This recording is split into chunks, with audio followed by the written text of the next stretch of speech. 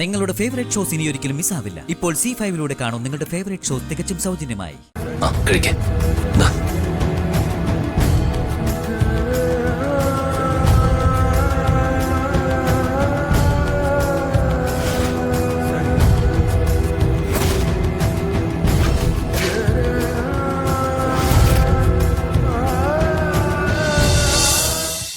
അമ്പിയേച്ചി, കുട്ടികളൊന്ന് മാറി നിന്ന് സംസാരിക്കട്ടെ അല്ലേ?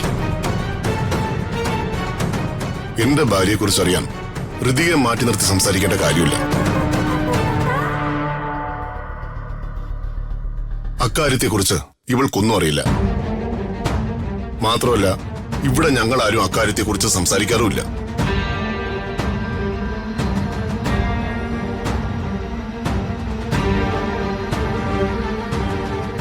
ദേഷ്യപ്പെടാതെ വർമ്മ സാറേ, ഞങ്ങളുടെ മകൻ വിവാഹം കഴിക്കാൻ പോകുന്ന പെണ്ണിന്റെ അമ്മയെക്കുറിച്ച് ഞങ്ങൾ അറിയുന്നതിൽ എന്താ തെറ്റ്?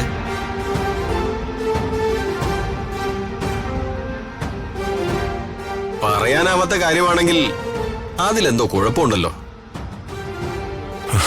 ചേച്ചി, ഇവരിവിടെ പെണ്ണ് കാണാൻ വന്നാണോ അതോ എന്റെ സമനില തെറ്റിക്കാൻ വേണ്ടി വന്നാണോ?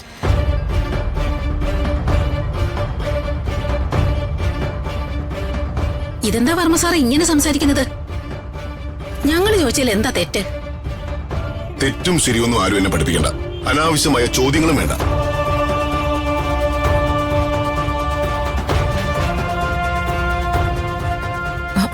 പ്രതാപ, ഒരു മിനിറ്റ്, ഞാനൊന്ന് സംസാരിച്ചോട്ടെ.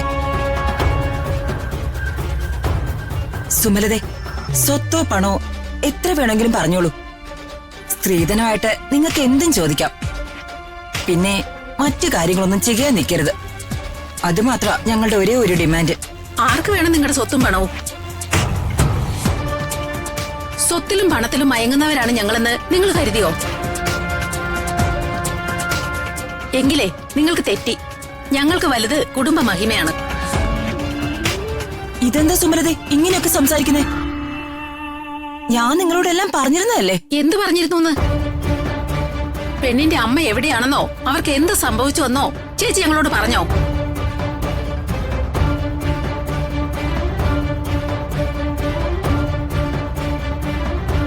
അറിയാലോ എന്ന് കരുതി ചോദിച്ചപ്പോ അതിന് സമാധാനമായി മറുപടി പറയേണ്ടതിന് പകരം നിങ്ങൾ ദേഷ്യപ്പെടുകയാണോ വേണ്ടത്? ഇതാണോ മര്യാദ? എന്റെ വീട്ടിൽ കയറി വന്ന് എന്റെ അനിയൻ ഇഷ്ടമില്ലാത്ത കാര്യങ്ങൾ ചോദിച്ച് അവനെ ദേഷ്യപ്പെടുത്തിയത് നിങ്ങളാ. നിങ്ങൾ മര്യാദയെ കുറിച്ച് എന്നോട് സംസാരിക്കുന്നു. ഓഹോ, ഇപ്പൊ അങ്ങനെയായോ? സുമലതേ, മതി, നിർത്ത്. വാ, നമുക്ക് പോവാം. നിൽക്കേട്ടാ, ഇവരോട് രണ്ട് നല്ല വർത്താനം പറഞ്ഞിട്ടേ ഈ സുമലത ഇവിടെ ഇറങ്ങൂ. അല്ല അമ്പിയേച്ചി, നിങ്ങളുടെ മകൻ ഈ പെണ്ണിന്റെ മുറച്ചെറുക്കനല്ലേ? എന്നിട്ട് നിങ്ങളെന്താ ഈ പെണ്ണിനെ നിങ്ങളുടെ മകനെ കൊണ്ട് വിവാഹം കഴിപ്പിക്കാത്തത്? അപ്പൊ എന്തോ ഒരു കുഴപ്പമുണ്ടെന്നല്ലേ അതിനർത്ഥം?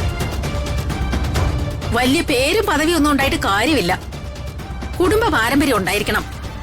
ചേച്ചി, ഇവരോട് ഈ നിമിഷം ഇവിടെ നിന്ന് ഇറങ്ങാൻ പറയണം. അല്ലെങ്കിൽ എന്റെ തനി നിറവില് കാണും. ഹരീഷ് പറഞ്ഞ പോലെ ഹരീഷിന്റെ ഒപ്പം ഇറങ്ങി വന്ന് എന്റെ ചേട്ടനെയും അച്ഛനെയും അമ്മയും ഒന്നും വിഷമിപ്പിക്കാൻ എനിക്ക് പറ്റില്ല. ഒരുമിച്ച് ജീവിക്കാൻ നമുക്ക് ഭാഗ്യമില്ലെന്ന് എനിക്ക് തോന്നുന്നു. ശ്രീലക്ഷ്മി ഇത് പറയുന്നതിനെ ഊഹിച്ചിരുന്നു. അല്ലെങ്കിലും എന്റെ ജീവിതത്തിൽ എല്ലാം ഇങ്ങനെയൊക്കെ വന്ന് അവസാനിക്കൂ. രമ്യയുടെ പ്രണയം എല്ലാവരും അംഗീകരിച്ചു. എന്റെ വിധി മാത്രം എന്താണോ ദൈവമേ ഇങ്ങനെ? ഞാൻ പറയുന്നൊന്ന് കേൾക്ക് പ്ലീസ്. പോ. ഞാൻ പറയുന്നൊന്ന് കേൾക്ക് ശ്രീലക്ഷ്മി. നീ എന്റെ കൂടെ വാ ശ്രീ, ഒന്ന് വാ.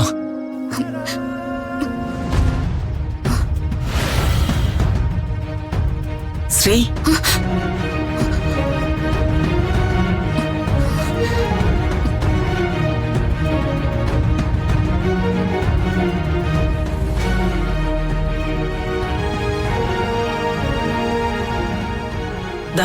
നീ ആഹാരം കഴിക്കേ. എനിക്ക് വേണ്ട. പട്ടിണി കിടന്ന് നിരാഹാരം നടത്തിയാലും നീ മനസ്സിൽ വിചാരിക്കുന്ന കാര്യം നടക്കുമെന്ന് കരുതണ്ട. വെറുതെ നിന്റെ ആരോഗ്യം കളയാതെ ചോറ് കഴിക്കേ. ഞാൻ മനസ്സിൽ ആഗ്രഹിച്ച കാര്യം നടത്തി തരണമെന്ന് അമ്മയോട് ഞാൻ അപേക്ഷിച്ചോ? ഇല്ലല്ലോ.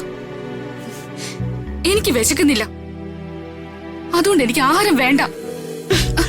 വർത്തമാനം പറയുന്നോടി? അമ്മ പ്ലീസ്, എനിക്കൊരല്പ സ്വസ്ഥത വേണം. ദൈവത്തെ ഓർത്ത് അമ്മ ഇവിടെ നിന്ന് പോ. നീ ഇനി എന്തൊക്കെ പറഞ്ഞാലും ആരും ഈ വീട്ടിൽ അത്താഴപ്പട്ടിണി കിടക്കാൻ ഞാൻ സമ്മതിക്കില്ല. നീ കുറച്ച് ആഹാരം കഴിക്ക്. എനിക്ക് വേണ്ടെന്നല്ലേ ഞാൻ പറഞ്ഞേ. അമ്മേ, എന്താ ഇവിടെ പ്രശ്നം? ശ്രീ, എന്താ പ്രശ്നം? ഏയ്, ഒരു പ്രശ്നമില്ല മോനെ. ഞാൻ ഇവളോട് ആഹാരം കഴിക്കാൻ പറയായിരുന്നു. ഇവക്കേ വേണ്ടാന്ന്. അതെന്താ ശ്രീ, നിനക്ക് ആഹാരം വേണ്ടാത്ത? എന്തു പറ്റി?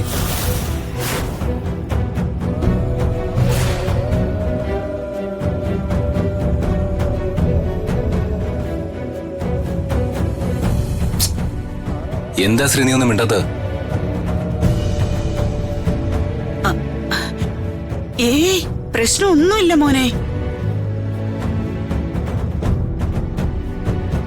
ഇവള് എക്സാം ജയിച്ചല്ലോ.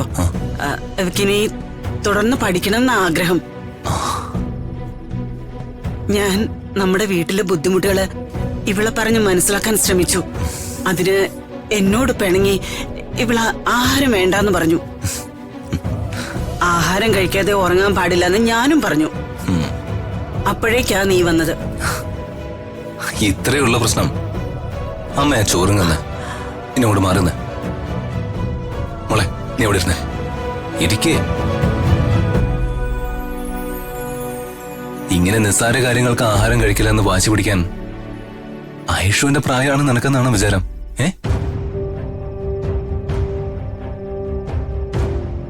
നിനക്ക് എന്തിനാണോ പഠിക്കാൻ ആഗ്രഹം അതിന് നീ അപേക്ഷ അയക്കേ. ഏത് കോളേജിൽ നിനക്ക് അഡ്മിഷൻ കിട്ടിയാലും അതിന് പ്രൈവറ്റ് കോളേജ് ആണെങ്കിൽ പോലും ഈ ഏട്ടൻ നിന്നെ പഠിപ്പിക്കും. അതിനി എത്ര കാശ് ചെലവാക്കേണ്ടി വന്നാലും ഈ ഏട്ടൻ അത് ചെലവാക്കും. പഠിപ്പിച്ച് നിന്നെ ഒരു വലിയ നിലയിൽ എത്തിച്ചതിന് ശേഷം ഒരു മിടുക്കൻ ചെക്കനെ കണ്ടെത്തി ഏട്ടൻ നിന്റെ കല്യാണവും നടത്തി തരും. കഴിക്കേ.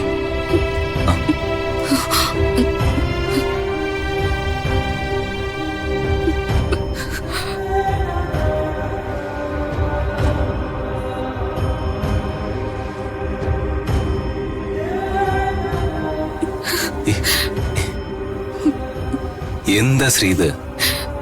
കൊച്ചു കുട്ടികളെ പോലെ കരയാതിരുന്ന ആഹാരം കഴിച്ചേ.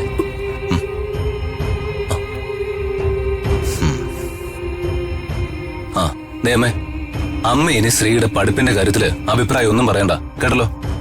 എല്ലാം ഞാൻ ഇപ്പൊ പറഞ്ഞതുപോലെ തന്നെ നടക്കും. കഴിക്കേ.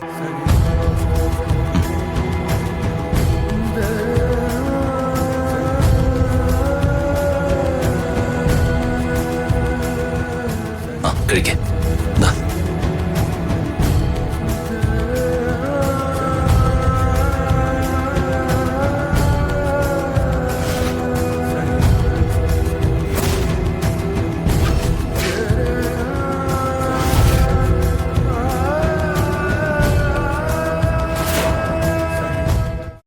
ഡൗൺലോഡ് ചെയ്യൂ C5 ആപ്പ്. കാണൂ എല്ലാ എപ്പിസോഡുകളും സൗജന്യമായി.